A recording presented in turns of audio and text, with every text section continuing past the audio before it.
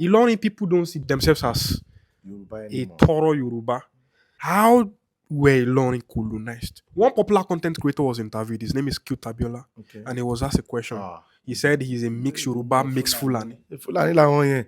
And Fulani is not Miss Yoruba, it's not Miss Fulani. All those are Abiola and Cute Abiola, they are pure Fulani. And they will always support Fulani in Yoruba land. They are just speaking Yoruba in their mouth. And there's nothing as Fulani, half Yoruba. You can only be Fulani. There's nothing like Fulani Yoruba. That one not the war for here. We will never accept it. They can be Fulani, Hausa Fulani. They can use their Fulani to destroy Hausa. Nothing like Hausa Fulani. If you are Fulani, we distinguish you so that when the matter sets, we go know where you belong. Briefly, sir, how was Ilorin conquered? I don't want to actually talk about Ilorin, but I think you want to actually know. The Gen Zs, they want to know. And they are the reasons why I'm making this video. I'm not Gen Z actually, but I'm not interested in Ilorin story. But don't worry, I will still talk about it. Ilorin is part of the Oyo Empire. And there is a man called Afonja. Let me just short the story.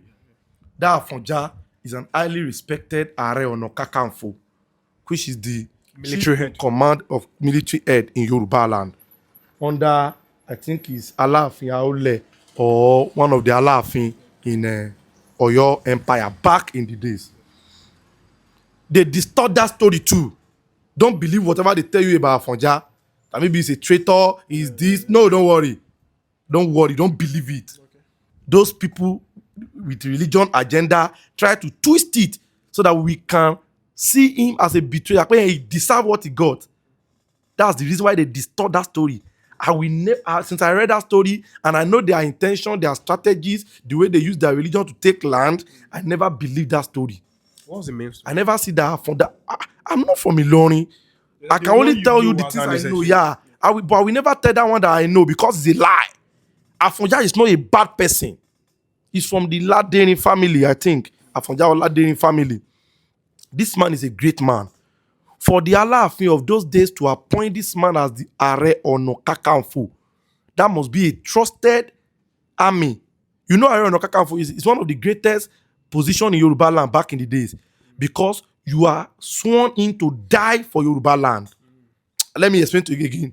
If a war break out in Yoruba land and Yoruba land lost that war, the only solution for Are Ono Kakanfo is to execute himself. Really? Are Ono Kakanfo must not come back from war alive. If his army is defeated, he must die.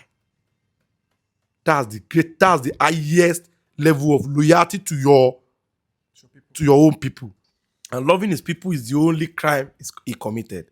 After the war broke out, I think they have dispute. According to the story they wrote, they have dispute with Oyo. Maybe him and the Oyo Alaafin then have issue, and then he hired Fulani mercenaries. These Fulani mercenaries are foot soldiers, jihadist foot soldiers. So when me and Mumba Afonja. So when they met Afonja hired them as mercenaries out of good mind to fight the war he wanted to fight. Then after they finished that war, they conquered the Oyo, I think the Oyo Alaafin then, I don't know. So after he conquered that location, that's the beginning of the problem. He met all term and condition. He actually paid them and he gave them asylum. The asylum to stay under him in his kingdom, which is the Ilorin. He took Ilorin, he was in Ilorin. So, what happened next? The history is that one Solagberu or something was colliding with the Fulani people, but that's not the problem. Forget about Solagberu's story or part in the whole coup. The matter that happens is what actually make Ilorin people become slave in their own land today. The kings are Emir. They are gaslighting that particular point, which is the most terrible point that make them lose that town today. And you know that point? Islam. The Fulani jihadists who fought for Afonja started having issue with Afonja being the leader.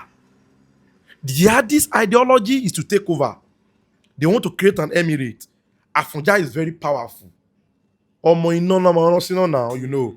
So they need to actually lure some people inside the community. All these bandits where they kidnap people, they have insider now that know that, oh, this where this happened here. Or part of them who they have sent to that town before to be an army spy. That's the person that will give them information now. They can never be operation without them having a spy. They can never be a smoke without fire.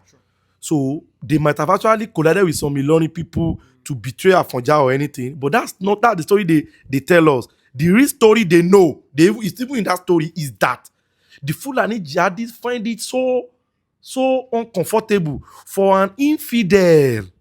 What do I call it? Rule over them. Rule over them. He said now this idolatry, this idol worshipper, now he go be their own king.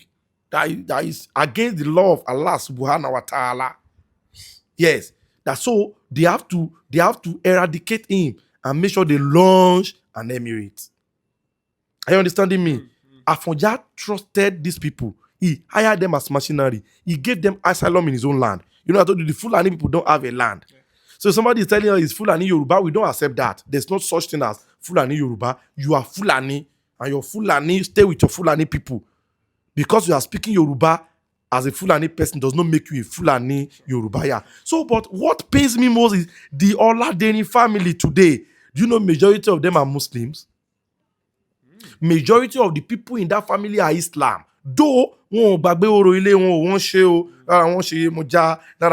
Yemoja was one of their major deities there, and they are actually also doing the religion and they are doing the Isheshe, they are doing the culture. Some of them are gaslighting themselves, some of them are deceiving themselves, some of them are lying to themselves, telling though some of them did not forget their roots. But you know that the place where the armory of Afonja and Washo Ugme, they have made that place a mosque today.